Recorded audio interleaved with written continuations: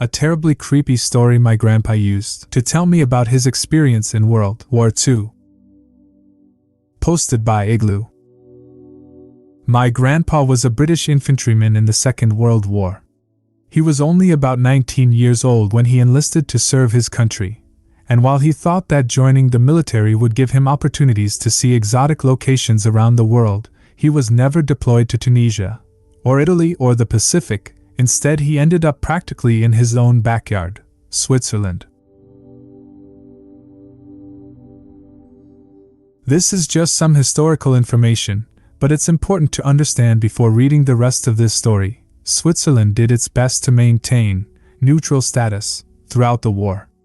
But regardless of its attempts to maintain neutrality, Switzerland was still highly sought after by both the Allied and the Axis powers. Once the Nazis began committing acts of aggression against Switzerland, England provided reinforcements to the Swiss military.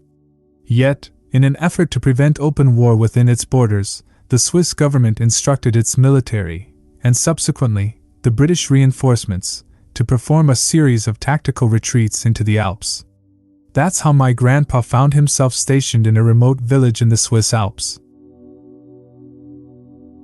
At this time, it was early in the winter of 1943, and my grandpa's company was stationed in a secluded village of about 500 people. Part of the advantage that they had with this location was that it was really hard to get to and therefore had little chance of being spontaneously invaded by Nazi Germany. But this was also a disadvantage because it made communication with the rest of the Swiss military very difficult. The issue with communication was further compounded when sometime in early December, a series of blizzards swept through the region and completely destroyed the few lines of communication that they had in the first place. So, essentially trapped in this isolated Swiss village without being able to make contact with the rest of the army, my grandpa's captain decided it would be best to uphold the standing orders and continue defending the village. Weeks passed. Any roads to the outside world were buried in 7 to 9 feet of dense snowfall, and any telegraph/phone lines that they had were equally useless. It grew deeper into winter, the leaves were stripped from the trees and the bare trunks protruded from the mountainside like broken ribs. The town was nestled between two large mountains. Sunlight only directly reached the town for a few hours each day, making the soldiers feel as if they were living in a state of perpetual dusk. One night my grandpa was at the town bar with a few of his friends from the company, and a group of locals approached them. One of them in particular was visibly upset. All of the Swiss people in the town grew up speaking German, and none of them were used to having Brits around, so one of them began shouting in broken English, "Where take you, the children?" Luckily, one of the guys my grandpa was drinking with spoke fluent German, and was able to act as an impromptu translator. After several minutes of confusion and yelling, the translator turned to my grandpa and the rest of the soldiers and said, "They say some of the village children have gone missing. They want us to do something about it." Now obviously, the British military doesn't exactly act as a bunch of mercenaries for hire.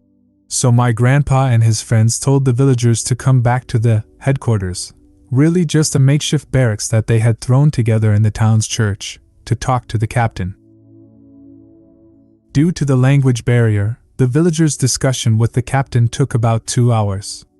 And basically what the captain and his self-designated translator were able to piece together was that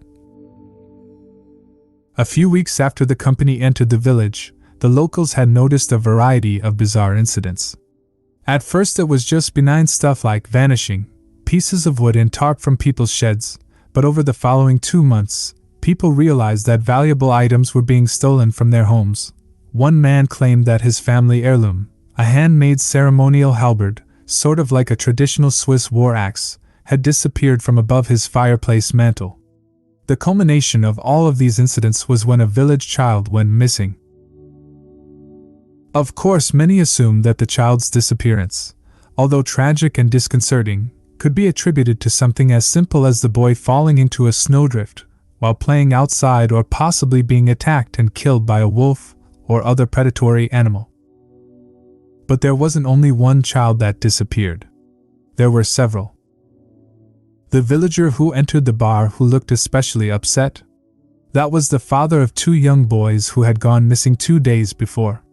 He had searched everywhere for them, even rounded up a posse of his fellow townspeople to join the effort, but they couldn't find a single clue as to what had happened to the children. The captain told the villagers that he would continue to look into the matter, and that he would begin sending some of his men to patrol the streets each night looking for whoever, or whatever, was the culprit behind all the strange thefts and abductions. Later that night, Private Reginald disappeared from the barracks. Disappearing children was one thing, but a grown man? It seemed unlikely that an animal, even a wolf, could have taken down a healthy full-grown man on its own. Naturally, rumors began to surface that there was some sort of monster living in the mountains that came down at night to feast on the occupants of the village. Despite the nightly patrols ordered by the captain, the disappearances kept occurring. Reginald was the only adult victim of whatever was preying on the village. The rest of the victims were all young kids between the ages of 5 and 10. All in all, including the original 3 kids who had gone missing, 7 children vanished from the town. Many people in my grandpa's company were growing suspicious. One explanation that got passed around was that impoverished villagers were actually selling their own children to human traffickers for extra cash. But even that didn't make sense because the roads into and out of the town were still blocked by snow. 3 more weeks passed without incident. At this point it was early spring and the snow was starting to thaw. That night, coincidentally when my grandpa was on patrol with several other soldiers, they discovered what was behind the children's and Reginald's disappearances. It was sometime past midnight when my grandpa and his comrades noticed a figure peering through the bedroom window of one of the villagers' houses. My grandpa was at the opposite end of the street, so at first the figure looking through the window didn't see the patrol. My grandpa and the other soldiers yelled at the prowler, and it immediately tore itself away from the window and began running away. Everyone in the patrol was certain that this was what was behind the disappearances and break-ins. They ran as fast as they could in pursuit, through the melting snow and ice in the dead of night screaming at whatever it was to stop. They kept running and running, and soon they found themselves on the outskirts of the village, where the snow was still fairly deep. The figure jumped into the ground. It looked like it had vanished into thin air at first, but as the patrol grew closer, they realized that the prowler had actually just jumped into a cave that had been hollowed out in the side of a snowdrift.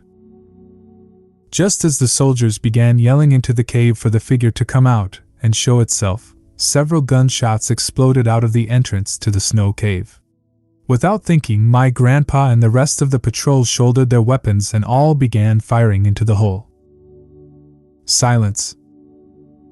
They waited for what seemed like hours, but was really just a couple of minutes. One incredibly brave member of the patrol volunteered to climb into the cave and investigate. He drew his pistol, kneeled down, and crawled into the cave. Several seconds later, he emerged with a completely horrified expression on his face. My grandpa took out his flashlight and shined it into the cave, when he saw the gruesome explanation behind the strange occurrences in the town. The figure that they had been chasing was Reginald, the private who had gone missing weeks before. They had shot Reginald right through the heart. The cave was not only occupied by Reginald, but also the bodies of 7 partially eaten children. Either due to the stress of being snowed in all winter, living in near constant darkness, or some sort of terrible mental issue, Reginald had gone completely insane and had begun breaking into the villagers' houses and snatching their children from their homes in the middle of the night. He had used the halberd that had been reported missing to dismember the bodies after he slit the children's throats and hid them in the cave he carved into the snowdrift. My grandpa was stationed in the Swiss Alps during World War II, got snowed in a remote village. Kids began disappearing from the village. Turns out one of the soldiers that had gone missing from his company actually was abducting the children and cannibalizing them in a hidden snow cave that he had constructed on the outskirts of the town.